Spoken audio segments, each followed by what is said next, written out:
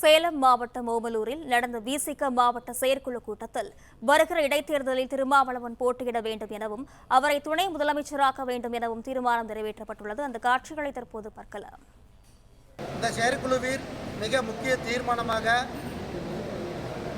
தமிழ்நாட்டு மக்களின் எண்ணங்களை பிரதிபலிக்கும் வகையில் ஒரு வரலாற்று சிறப்பு வாய்ந்த தீர்மானத்தை நிறைவேற்றியுள்ளோம். அது என்னவென்றால், ஒட்டுமொத்த தமிழ்நாடு என்று எதிர்பார்க்கும் வகையில் நடைபெற இருக்கக்கூடிய சட்டமன்ற இடைத்தேர்தலில் திருச்சி கிழக்கில் தலைவர் எழுச்சி தமிழர் அவர்கள் விடுதலை சிறுத்தைகள் கட்சியின் சார்பில் போட்டியிட வேண்டும் என்று இங்குள்ள அனைத்து விடுதலை சிறுத்தைகள் கட்சியின் சார்பிலும் தமிழக மக்களின் சார்பிலும் நாங்கள் தீர்மானத்தை நிறைவேற்றியுள்ளோம்.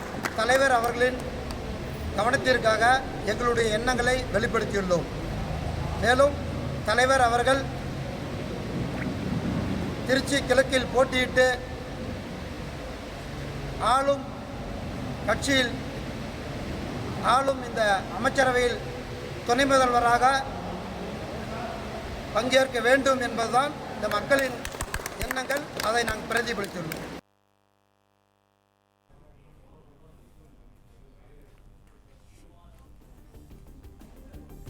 இடைத்தேர்தலில் தான் போட்டியிடவில்லை என திருமா கூறி வரும் நிலையில் அவரது கட்சியினர் போட்டியிட வலியுறுத்தி தீர்மானத்தை நிறைவேற்றியிருக்கின்றனர். விவரங்களுடன் செய்தியாளர் கணேசன் இணைப்பில் இருக்கிறார். வணக்கம் கணேசன், விவரங்களை பதிவு செய்யலாம். வணக்கங்க. சேலம் மாவட்டம் ஓமலூரில் உள்ள தனியார் திருமண மண்டபத்தில் விடுதலை சிறுத்தைகள் கட்சியின் மாவட்ட செயற்குழு கூட்டம் அந்த கட்சியின் மாவட்ட செயலர் சாம்ராய் குரு தலைமையில் இன்னைக்கு நடைபெற்றது. இந்த இக்கூட்டத்தில் வருகின்ற ஆகஸ்ட் மாதம் 17ஆம் தேதி நடைபெறும் தமிழ் தேசிய எழுச்சி மாநாடு குறித்து நிர்வாகிகளிடையே ஆலோசிக்கப்பட்டது.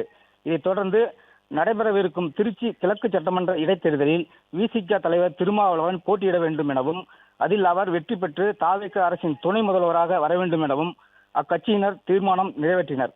தற்போது உள்ள சூழலில் ஓம்பூரில் விசிகவினர் போட்டுள்ள இந்த தீர்மானத்தால் பெரும் பரபரப்பை ஏற்படுத்தியுள்ளது குறிப்பிடத்தக்கதாகும்.